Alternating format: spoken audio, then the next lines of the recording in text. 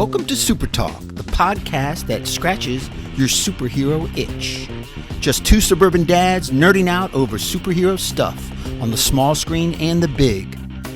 Buckle up, people. Enjoy the ride.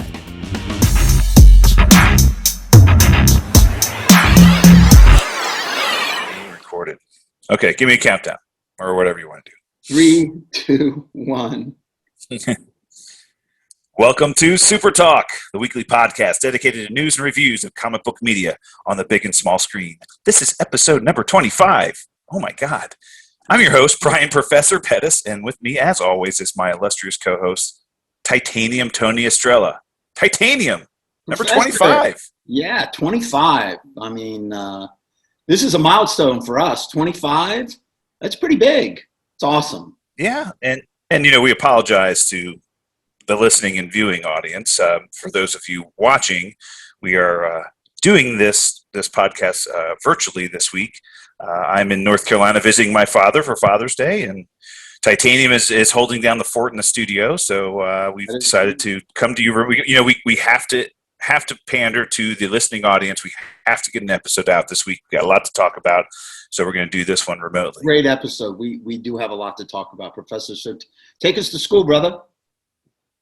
All right. Well, we first want to start the show like we do every week and thanking our sponsor, Studio GG Studios, home of the man band, Corn on the Cob. Guys, we could not do what we do without you. You're huge supporters of us. The listening audience just needs to check out their YouTube page. We always put a link to it in our show notes. Just check them out. Subscribe to them. Give them some support because they give us a ton of support. So thank you, Studio GG Studios. Yeah, thank you, Studio GG Studios.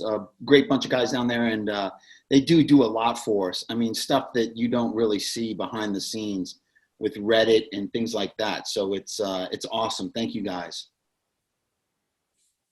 And we also want to thank the listening audience that brings the show to you, and that's the patrons on patreon.com/supertalk. These are our listeners that have decided to support the show directly. They're donating $1 per episode. You can do that too. And we announced last week we're doing a huge giveaway on episode 30. We're going to do a giveaway to those who've signed up to be patrons for our show. So if you want to thinking about supporting the show directly, now's a great time to do it. You'll be part of that giveaway on episode 30. So patreon.com/supertalk if you want to support us. Absolutely. Yeah, we always encourage that. And thank you so much for those that do. And if those that are thinking about it, please do. Thank you. All right, well, let's get into it. Titanium, we've got episode 2 of Loki came out on Wednesday, and I know you've watched it probably 3 times by now. So great episode. I think as we talked about last week, the episode we got last week was very much a setup episode, but we were incredibly, I think, entertained by some of the new developments this week, right? Yeah, absolutely. It really opened up. Well, we got a big reveal, which was kind of. Everybody knew it was coming. I'm not going to get into any theories of who I thought it was in the very beginning. I'm a little embarrassed. Black Widow, right? Thanks for bringing that up. Thank you. Appreciate that, Professor. Detention for you. Yeah, I thought it was Black Widow sitting on the rock. I think we're going to get that scene in episode 3. But, yeah, big reveal. Yeah. Loki. So, yeah. Yeah, I thought this, while episode 1 was very much a setup episode, and I was a little disappointed in some of the, time that they took to set up what was going on with the TVA. I think this episode was really kind of moving the plot forward. We kind of saw the trust between Loki and Morbius kind of growing a little bit while he violated that trust, like Loki does, very early on in the show. He did kind of show some value and some of the reasons why more. Yeah, you've literally stabbed 50 people in the back. That was hilarious. That's a great line. Well, that first scene, we got kind of an understanding that Morbius asked for permission to take Loki on a hunting trip, right? He wanted to hunt the other variant of Loki that's killing the Minutemen and taking the TVA to task. I don't know really what the motivation is quite yet, but he asked Judge Renslayer, "Is there, can I have permission to take him on a mission?" And she was, worried about it. And they go on a mission to respond to something that that happened in the timeline, and he kind of was delaying. He had delay tactics, and Morbius called him out on it and said, hey, this is not going to work, right? That whole wolf ears and wolf where there's wolf's ears, there's wolf's teeth nearby, and he was kind of just trying to delay him a little bit. And I don't know what he was doing there, but it seemed like he was really trying to kind of mess with the TVA at that point in time. Well, he mentions it later in the episode. What he was trying to do was give the other variant by the way, great shirt, by the way. Show everybody that shirt. Yeah. It says variant on it. That's awesome. I love that shirt. They end up in Wisconsin in 1985 at a Renaissance festival based on the variant's temporal ore. And they track her to a tent. And they noticed that one of the Minutemen has been captured and taken. And that's what you're talking about. That's where Loki was stalling. And later in the episode, he says, I was stalling to give you time to come in and take them. I don't know if he was, trying to dupe her and dupe them. You never know. It's Loki. So he's always got an angle. So I thought that was great. We also learned that she has a time device. So she's moving through portals and doors using that time device. And she's got some mind magic, which is different than Loki. She's got kind of that the enchantment. Yeah, so she showed that was the first scene that she showed her ability to enchant humans, right? So she could put a spell on them and control them to some extent. Wait a minute. And she showed that not only in this scene, how she just say, Professor. What did you just say? Enchant humans? Enchantment? Right. Professor. Well, I don't think they're going there. I doubt it. It could be, and that's been rumored, but which we'll kind of allude to a little bit later on. It seems like you're going there now, but I don't think the show's going there. It's possible that that's what they're doing, and so maybe you can just drop the ball now since you mentioned it. I mean, what are you thinking? Said enchantment. You're the one that said enchantment. So what Titanium is alluding to, and he's not really describing, is that there is a character in the comic books, also in Norse mythology, called the Enchantress, and that character played a huge role in the Thor comic books. Always seemed to team up with Loki on specific things that some of the schemes that he had going on. Was a character very revered in the comic books, and we've been wondering, is there ever going to be a version of the Enchantress in the MCU? Right. The Enchantress that we've had in the comic books is not this character, was never an alternate reality version of Loki. However, the name that this character is going by in this show, Sylvie, was a version of the Enchantress that Loki created much later on in the comic books.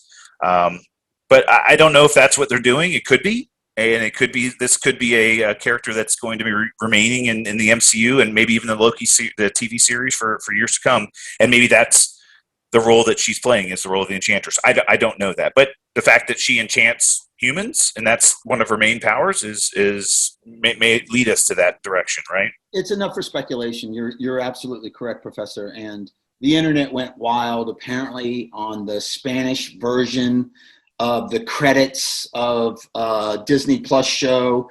It listed her as Sophie Di DiMardo, who plays Lady Loki.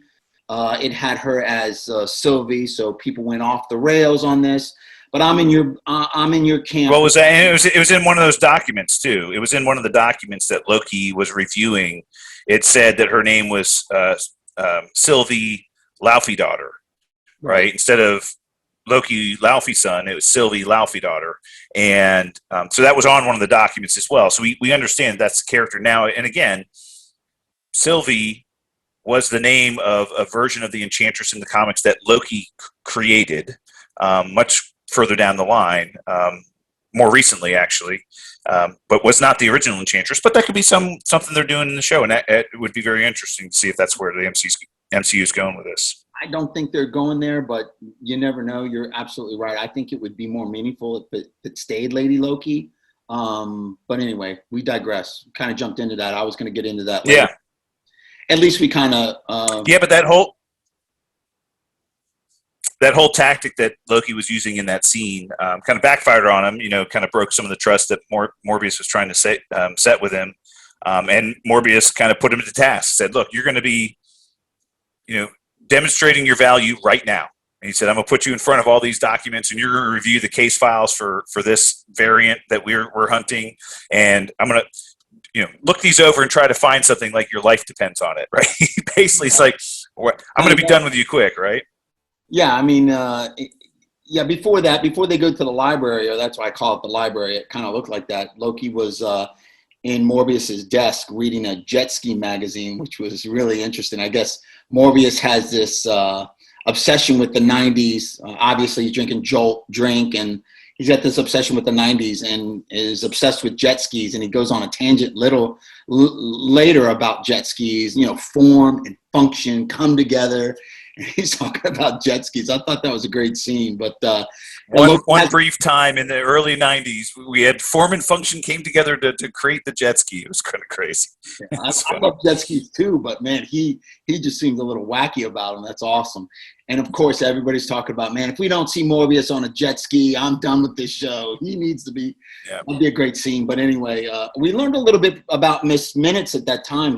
She's kind of given Loki a little rundown about what's going on and about how, if it splinters and they hit the red line, there's no resetting those timelines if they hit the red line, and then chaos can occur and the end of all reality as we know it, or it violates or puts in jeopardy the sacred timeline, right? If one of those splinters hits red line, the sacred timeline is now in jeopardy, right? Correct. It doesn't destroy it, but it does, put it in jeopardy, right?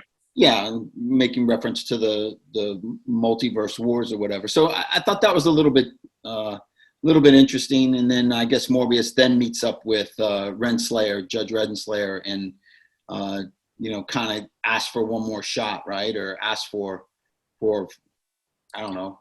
And you mentioned in the library, Loki, he kind of does figure something out, right? So he does some research, and he kind of comes up with this theory that this variant is hiding out in disasters, natural disasters, because the changes to the timeline that they pick up on, that they have to go address through the TVA does to prevent these variant timelines or splinters from forming, they don't matter, or those timeline variables don't occur at the moment of a natural disaster because everything gets erased anyway.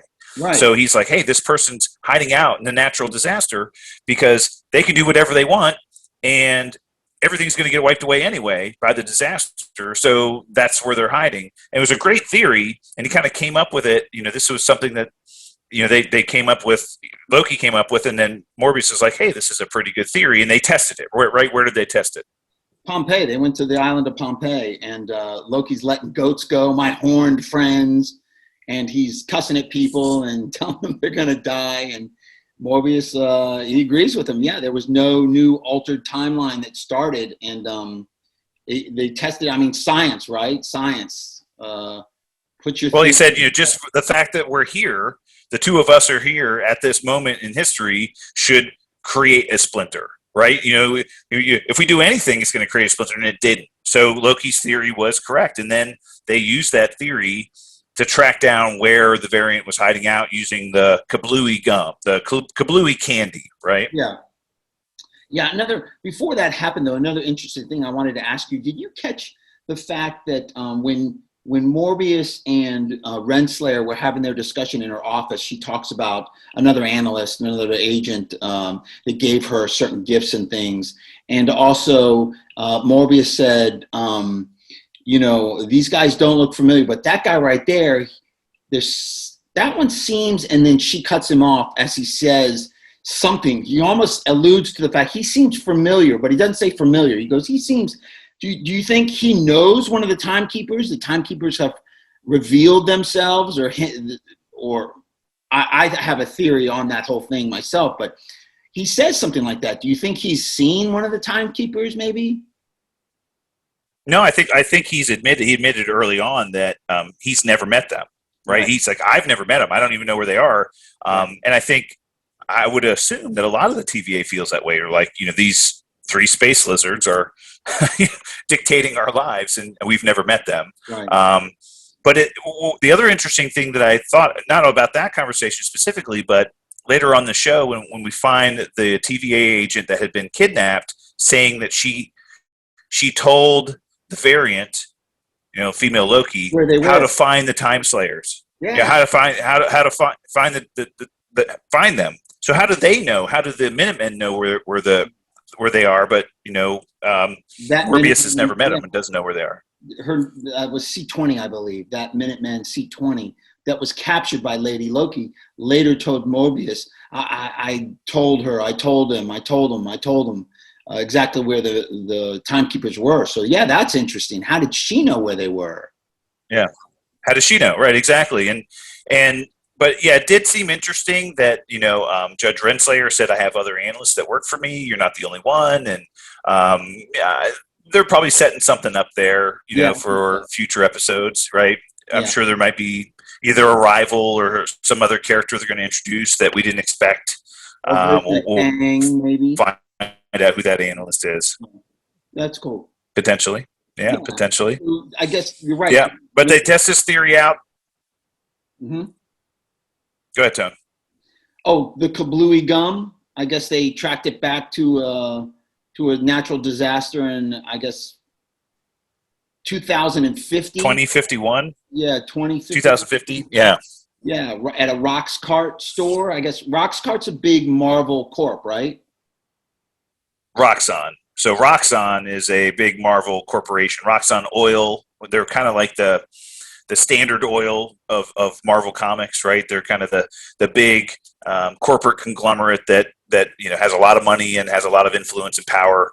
And that was a good callback to that comic book company. But I guess Roxcart is like the Walmart of the future, right? That's dominated by this corporate conglomerate. Yeah. But yeah, they end up going to this. Yeah, it was. Yeah, and you go to this place, and it's right, literally minutes, if not hours, before this hurricane's going to devastate this particular Alabama, right? Somewhere in Alabama. Yeah. This town in Alabama, and of course, the TVA shows up, and they split up. Right? Yeah, let's split up. Yeah, we didn't know something bad was going to happen there, right? And why don't you kind of describe a couple of things that you noticed in that scenario? Well, I noticed that they found the hidden Minuteman, and that's where she started saying that she told him where the timekeepers were. Enchantress, or enchanting the humans. She kind of mind screws with a bunch of people there that talks to Loki, and he realizes that that's the other Loki talking through this person. He calls her Loki. He calls the guy Loki, and she's like, "No, I hate that name." Why would she say that? Don't call me that. Yeah, I find that weird. That's strange. That was another probably clue and a little Easter egg that they threw out there. Call me. He looks down at the name tag. Call me Randy. Just very weird. But we see her doing something with the reset charges, setting them up. I guess at the end we saw them being sent through little time doors to different times on the sacred timeline.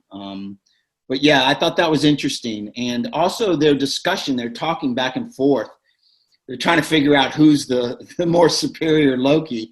I thought that was great. I think she's going to be a great asset to the show, good actress. So I thought that was cool that they kind of had that. And Loki's not opposed to listening to her big plan. This isn't all about you. And he's like, I plan on taking over the TVA. And she's like, that's not my plan. There was a big pause there, but I think she's got a bigger plan. I don't think she wants to take over the TVA. I think she wants to take it down.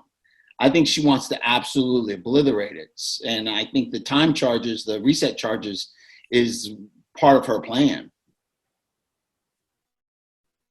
Yeah, a couple great things that we noticed in that scenario was, as you mentioned, she has the ability to enchant other humans, Yeah. and that enchantment can be transferred through touch, right? So she touches a human, enchants that human. That human can then touch another human, and we saw it get transferred from customer to the C-23 version of the Minutemen, and then to Randy, and then to this big, motorcycle gang guy who beat Loki up for a little bit.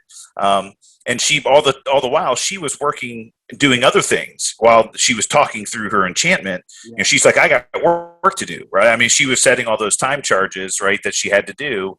And then we did see those get transferred off in other moments of the timeline. And I'm sure you read or saw some of this.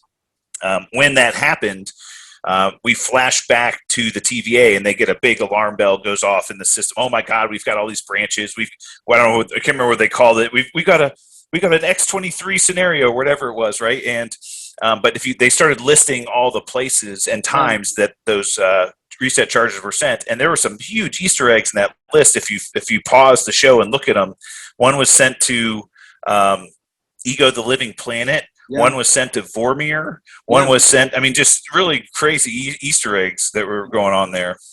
Yeah, Titan. One was sent to Titan. A lot of them were sent to Earth.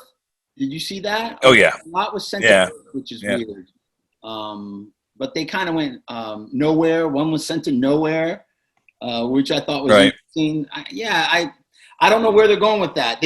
I thought it would make more sense if they put some places that we've never heard of, like throughout the universe, other planets. But they stuck to the planets and the areas that we've seen in the past, which is kind of cool. What's the place where the Nova Corps is? Xandar. Yeah, one of them was Xandar. Yeah. But I did, Titanium, as you mentioned, I did find it interesting that, Loki, as we all suspected, he had his own plan. He's like, I'm, 2 or 3 steps ahead of them the whole time.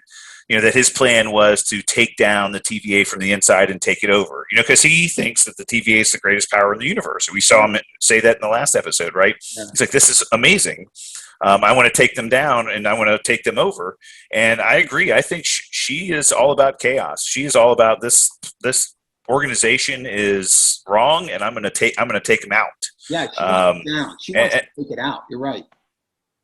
And I think we'll find out, as you alluded to, some of the preview scenes we've seen from the next episode. It sounds like, or looks like, Loki followed her through the portal she created, and it looks like they're going to go somewhere where they're going to sit down and talk and have a conversation so they understand where each one's coming from. Was it just me, or did it seem like that portal was open a while, like she was inviting him to follow her? Right? I think so. Yeah, I think so too. Well, because the thing she said right before that happened, he said, he yelled at her, "What do you want from me?" And he looked, and she takes her hood off and reveals herself, and she says, "It's not about you." Yeah. And that's when she created the portal and took off and left it open for him to follow her. So I think we're going to understand her point of view, what she's doing and why, and either she's going to try to recruit him, or he's going to realize, okay, this can't happen. I got to take her down. Yeah, that'll be interesting, whether or not. And obviously, we know he doesn't take her down.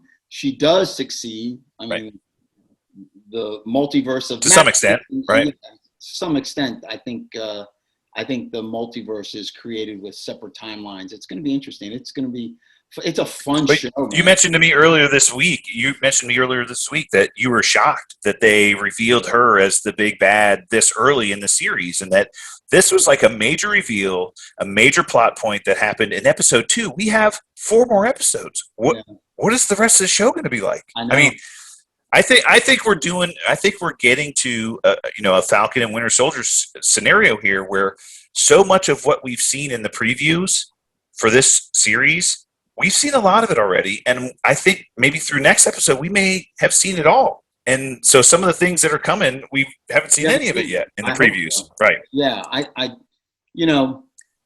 People are saying that this Loki is better than WandaVision, and it's better than Falcon and Winter Soldier. I really liked WandaVision. First couple episodes were kind of wonky. But I really liked WandaVision. Falcon and Winter Soldier I liked. but it had its issues with the whole plot change and the whole coronavirus battling that. But this has been just a fun ride. I can't wait to see where it goes. I mean, I'm just jonesing every Wednesday to get a new episode. So I love when series do that, you know? Yeah, it's great. I think they're doing great. And this last episode definitely wet my whistle with some of the cool stuff, and then made me want to look forward to what was coming next. So yeah, very cool. I got a bunch of theories. I'm not going to get into them based on my with WandaVision. But let me ask you this. Let me ask you this one thing. Go ahead. I want to hear some of them because I want to get them out here early so that we can talk about them and maybe, revisit them later on in some future episodes of ours. I don't think there's 3 timekeepers. I don't think they exist. Okay. I think that is something that Kang the Conqueror has done, and I think Kang is behind the TVA. Okay. All right. That's theory number 1 from Titanium. What else? What else you got? I don't know if she's the Enchantress or not, but I think that she is going to be an ongoing character in the next several things that Marvel do. I don't think she's a one-off I think she's going to be several. I do think I really have a theory that Morbius is good, and he brought the other Loki in to do this unraveling, and he wants to go back to where he came from. He doesn't know everything, but he has this sense, and he knows that to get back to where he came from, he needs to get all this unraveled and this absolute control till the end of time. He had some great analogy of the timekeepers and controlling chaos and putting everybody on the right path, which seems a real controlling and Kang-like. So I think he's actually behind Loki supporting the other Loki to tear this all down so he can go back.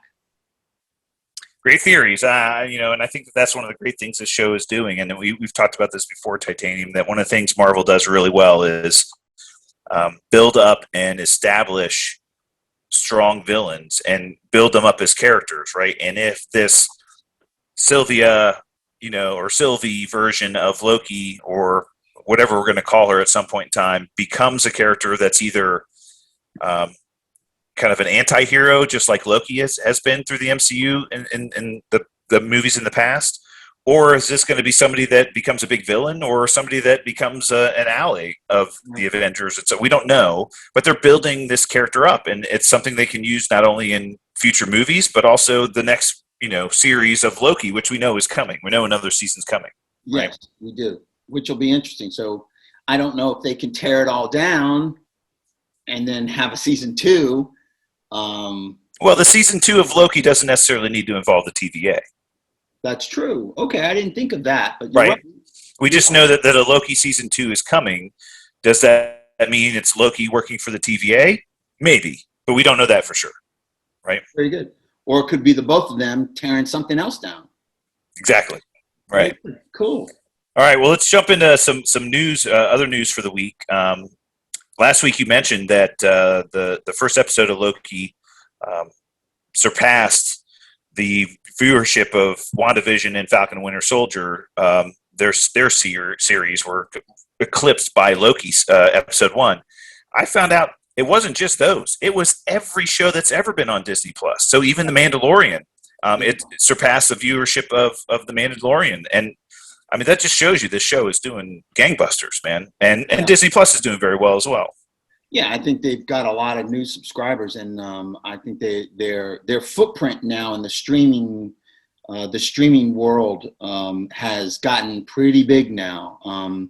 It's not Netflix worthy, but it's getting there. So good for them. And they also decided to release these shows on Wednesday, which is great for us. I mean, that's huge for us. We get to watch them a couple of times before we do our show. But I see that you even found out that even The Mandalorian is going to start launching on Wednesdays, right? Yeah, I don't know.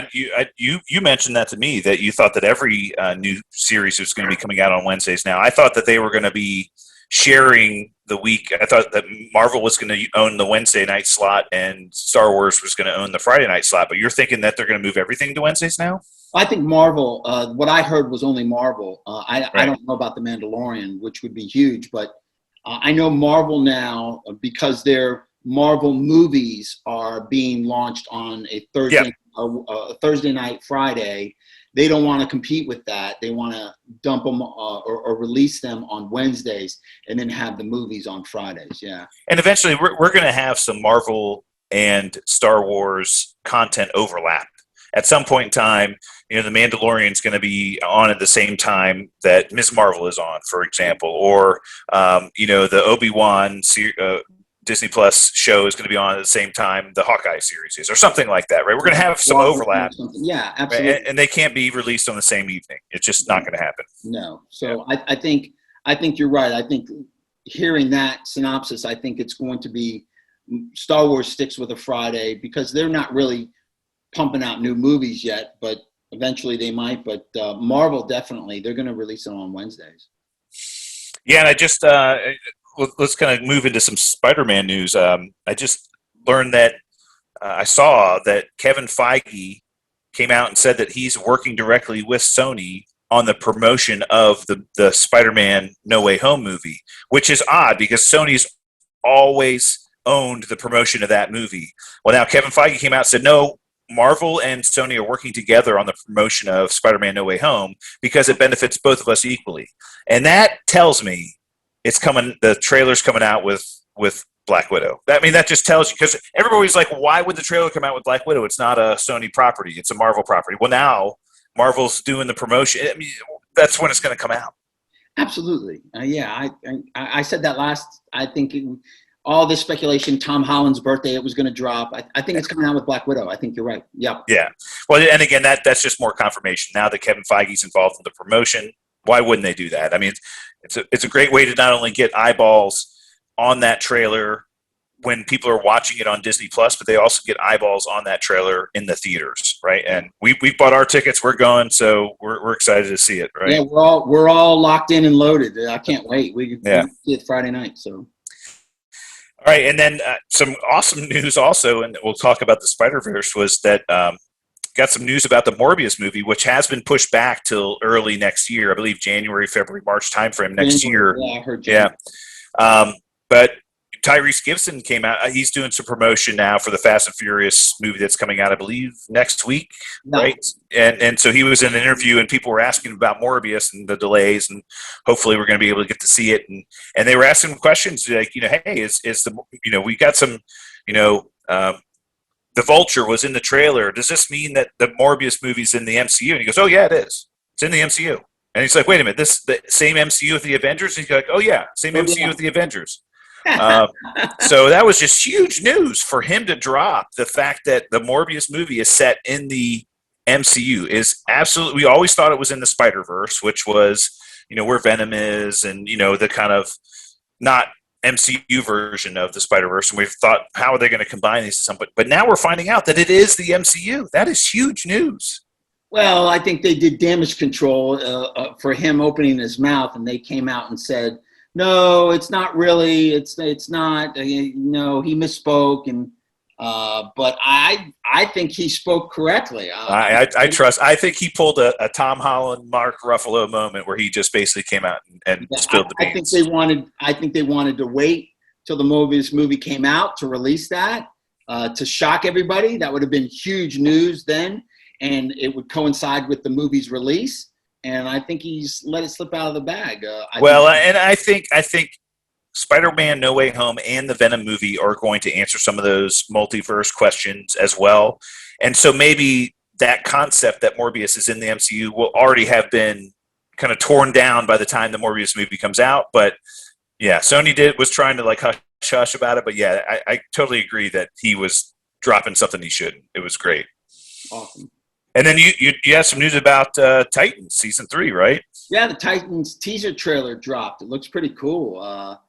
We got a couple of looks. I think Barbara Gordon is going to be in it. An actress. So Batwoman or Barbara, the version of Barbara Gordon in the wheelchair. The version of Barbara Gordon in the wheelchair. Oracle, right? I believe so.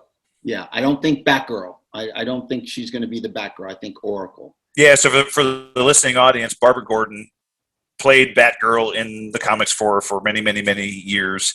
Ultimately, she got into an accident where she could not walk any longer. She had to be in a wheelchair, and she became a character called Oracle, who was kind of like the man in the chair, right? You know, the person who kind of sits behind the computer screens and directs the team and coordinates things from the sidelines. And we kind of saw a little bit of a version of that in the Arrow TV show.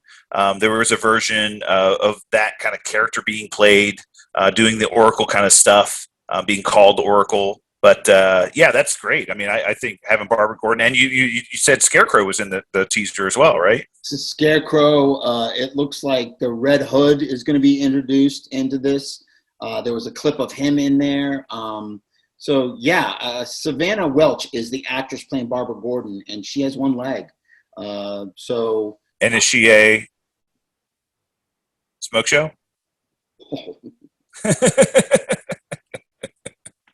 Why don't you Google her? You let me know. All right. Absolute smoke show. Okay. She's adorable. All right. Don't get me started. You brought it up, but don't get me started. Well, I was waiting for you to say it. I'm surprised you did. And then you got some news about the Flash movie as well, right? Yeah, the Flash. There's going to be a cameo with Grant Gustinson from the Flash TV show. What's his name? Same guy. What's his name? Grant Gustin. There we go. Yeah, so the CW's version of the Flash, we got a cameo from who plays the Flash in the movies. Who plays the Flash in the movies? Ezra Miller. Ezra Miller cameoed in the CW TV show The Flash during their crossover event. It was really a really cool moment for him to kind of Ezra Miller show up on the TV series. And then we got news that Grant Gustin's going to be cameoing in the movie, which is great for him. I mean, he's done a great job of playing that character on the TV show. So crowded. The movie's getting crowded. And then the director, he puts a really cool picture of the Flash logo, like the new Flash suit. Looks really organic, and I mean, it looks very cool. It looks like, I don't know, it looks like something like a reef, like it's like made out of this organic reef material. It looks really cool. And then he also puts a Supergirl, a Superwoman, or Supergirl up there. And I'm like, that's right. We heard a rumor that she was going to be in the movie. That's right. Crowded. I'm worried about that movie. I love the Flash. One of my favorite characters. I love both of them. But it's just getting so crowded. I don't know. Yeah, I think that was one thing I was definitely looking forward to when they were making that movie is a new version of the costume. I was not a big fan of what they did with the costume in the Justice League movie for the Flash with all the wires and kind of the space metal or whatever they had on it. I wasn't a big fan.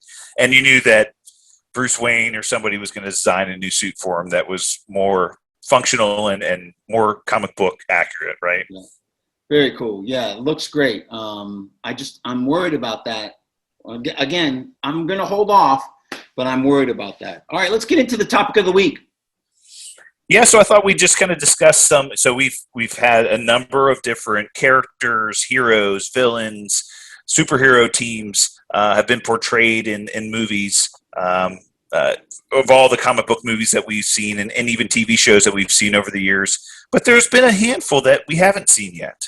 And these are like teams of heroes. So teams of heroes or teams of villains that have not yet made their way to the screen. And I was like, hey, let's talk about some of these teams of villains that we might be seeing at some point in time in the future and say, hey, which ones would we like to see and why would they be interesting? One of the things that the comic books has always done very well is get some of the villains and heroes to team up so that they can, take the popularity of those individual characters and make them a team that people can get behind versus behind a specific individual. And also the villains, they usually use the teams of villains as ways to provide bigger threats. While those individual villains themselves can be defeated, a team of villains might be more threatening to a hero or a team of heroes, right? So I just thought we go over a few that were in the comic books that, I'd like to see come to the silver screen, and we can kind of talk through some of those. What's your first one?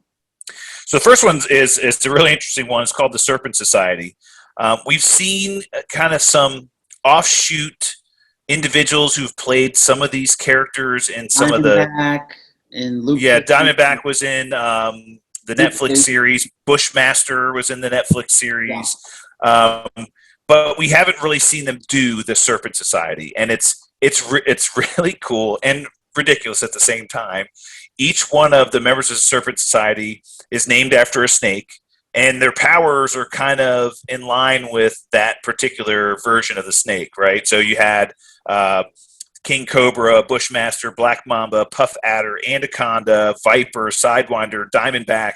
So these are all, and they had the ridiculous costumes. It was crazy and fun to watch. But like, for example, Puff Adder, you hear the name Puff Adder. So Puff Adder the snake kind of is able to make its body bigger so it can kind of become threatening to like animals that it's trying to kill. While the Puff Adder comic book character can enlarge himself as well. So it's really kind of interesting that the powers are more the snake name. It kind of goes with that individual's powers more than the powers go with the snake name type of thing. I think they're interesting, right? They're bad guys.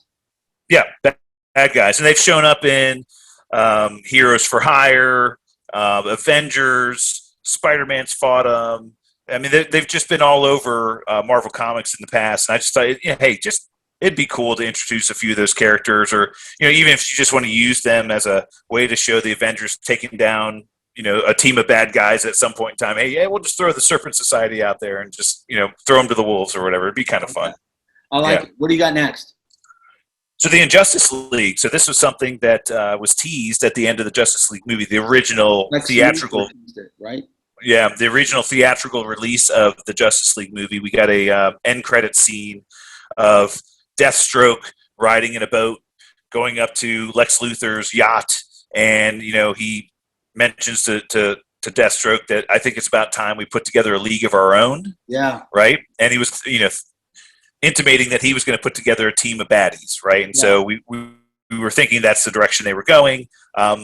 So it was teased, but it was never put together. But in the comic books, it was Lex Luthor, Joker, Mirror Master, Ocean Master, Dr. Light. There's been a ton of members of the Injustice Society or the Injustice League. And I just thought it'd be really cool. We've never got that in the DC universe. And frankly, unfortunately, with the way things are going with DC and where they're going with the Justice League and the future of the Justice League and the DCEU, we don't even know if that's going to be around, let alone a team of villains to fight them. No. I think that was part of Zack Snyder's verse, the Snyderverse. I think that was part of his deal, and I think that kind of faded with him. Hopefully they pick it up, but we're not going to get that for a while. So, yeah, and so maybe the hope there is, maybe in the live-action version of something like Titans, we see some teams of villains that they have to fight against. Dr. Light in the Titans already. We've seen Dr. Light in the Titans, right? Yeah. Right. So who do you got next? This one is more likely to happen. Yeah, so we know they've laid the groundwork for the Sinister Six. It's been teased millions of times, and unfortunately, every time we've gotten close, they reboot Spider-Man, right? So we kind of got a bunch of them with the Tobey Maguire version of Spider-Man. We got a bunch of the Sinister Six villains kind of introduced. We had Green Goblin and Sandman and Venom and Electro and Doc Ock. And no, we didn't get Electro with Tobey Maguire. Oh, not Tobey Maguire, right. Right. So we got a bunch of those, and then all of a sudden they reboot it, and we go to Andrew Garfield. And then so with Andrew Garfield, we get the Lizard, and we get Electro, right? And we get a really bad version of the Green Goblin or Hobgoblin with that. But then they reboot it again, right? And then did we get the Rhino with him too? Yeah, we kind of did at the end of The Amazing Spider-Man 2. We got teased the Rhino character. And they showed the basement of Oscorp had all of the costumes for the other members of the Sinister Six. They had the Vulture wings. They had the Doc Ock arms. They had the Rhino suit, right? It was all down there. And so we're like, oh, my God, we're getting the Sinister Six. And then they decided to reboot Spider-Man, right? But it seems like now, with what they're doing with Spider-Man No Way Home, theoretically, we haven't been confirmed, if they are merging these multiverse versions of these villains, we have every member of the Sinister Six already, Right. with one exception that may be introduced in this movie, but we know this character is coming, and that's Kraven the Hunter, right? So that's one. So the original Sinister Six was Doc Ock, Electro, Sandman, Mysterio, Kraven, and the Vulture. So that was the original six. Now, they've had other the kind of final two versions of the Sinister Six. Hobgoblin's been there, Rhino's been there, the Chameleon's been on the Sinister Six. So we've had a bunch of other villains be on the Sinister Six as well. Hydra Man has been on the Sinister Six. But those first four, the Doc Ock, Electro, Sandman, Mysterio, we have, and the Vulture now, we have all of those in the MCU right now. Yeah. Theoretically, if we're getting, Electro from Andrew Garfield's universe and Doc Ock from Tobey Maguire's universe, we're going to have all the Sinister Six members there, right? I'd love to see that. That's one that I would really like to see. And then your next one you have on your list, I'd love to see as well. And I think this is a possibility. So, yeah, we talked about this. We did a topic of the week a few episodes ago about the Thunderbolts, and they originally started off as the Masters of Evil, right? So they were a supervillain team led by Baron Zemo. So we have Baron Zemo in the MCU, right? He just was featured on, Falcon and Winter Soldier very prevalently, and now he's on the raft. And this group of supervillains that was the Masters of Evil, they were on their own originally, and then Baron Zemo came in and helped them because they were terrible. They were just getting their butts kicked every time. They were disorganized. They didn't know how to work together. The Avengers took them down every time they fought them. And then Zemo found them and kind of gave them purpose and gave them kind of teamwork. And then that's when they decided, hey, we're going to use what we've created here to become heroes. And it really was a great ruse. And I hope we get there someday. It would be very cool. But they kind of need to introduce some of those other villains at some point in time, whether it's in Disney Plus shows or some of the movies. They have to introduce Screaming Mimi and the Fixer and the Beetle. And, they got to introduce all these other characters so that they can show them changing into the Thunderbolts at some point in time. Nice. I hope they do that. Those are the two. I'm not really familiar with the next one, the Wrecking Crew. I'm not familiar with that at all. Yeah, so this one was in the very prevalently in the original Secret Wars comic book series back in the 80s. The Wrecking Crew was the Wrecker, Thunderball, Bulldozer, and Pile Driver. So the Wrecker has a enchanted crowbar, and he was holding onto this enchanted crowbar with his buddies, and it got struck by lightning, and they all were given powers. And they would oftentimes team up with the Absorbing Man, who's also fantastic. He can touch any. Did it come from Asgard, right? No. So the enchanted crowbar, I think, has an Asgardian that there was enchanted by the Asgardians, or maybe even Loki or something. I really didn't look up the history behind it, but they fought Thor a ton of times. The Wrecking Crew has, and they were in Secret Wars, but they're great. Again, another just group of idiot, guys who have some superpowers that the good guys would use to beat up on every now and then. I just thought they'd be kind of cool to feature them. Bad guys for sure. Yep. Cool. And then the last one is a superhero team that I love these comic books, and I thought that, hey, this would be a great team to introduce, and that's Excalibur.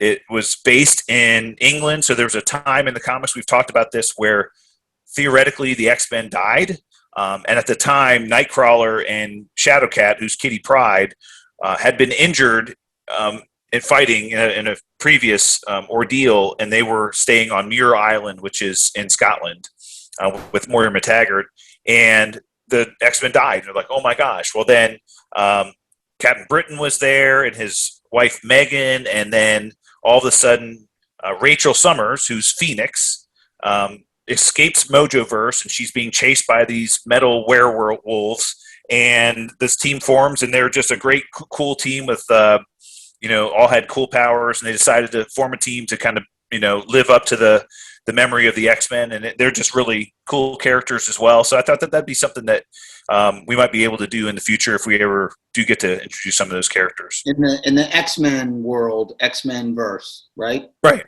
and now, which is now the MCU, right? So that would be kind of cool to introduce some of those characters, right? Bring them in, yeah. They have access to them now, so right, exactly. I haven't heard of the Wrecking Crew or Excalibur. I knew a little bit about the Wrecking Crew, but nothing really. And Excalibur, that's awesome. I didn't know. Yeah, really, really great. So anyway, that's all. Did you have any others that you could think of that we haven't seen, or any teams of heroes or villains that we haven't seen that you'd like to see? You really have to ask me. You know damn good and well I do. Yeah. The Young Avengers. You want to see the Young Avengers. We've talked about that before. And I think they're painting the picture of that. And I think, hopefully, or they're setting it up, and hopefully someday we'll get there. It really will be interesting to see where Marvel's going with the future of the Avengers. The Avengers main team, I mean, we're going to go 4 years without a main Avengers movie. Sure. So it's going to be a long time. And so where are they going with that team? Who's going to lead it? Who's going to be on it? That's a huge question. But then, in the meantime, Icarus. In the meantime, do they introduce the Young Avengers? Do they do that instead? I hope so. Yeah.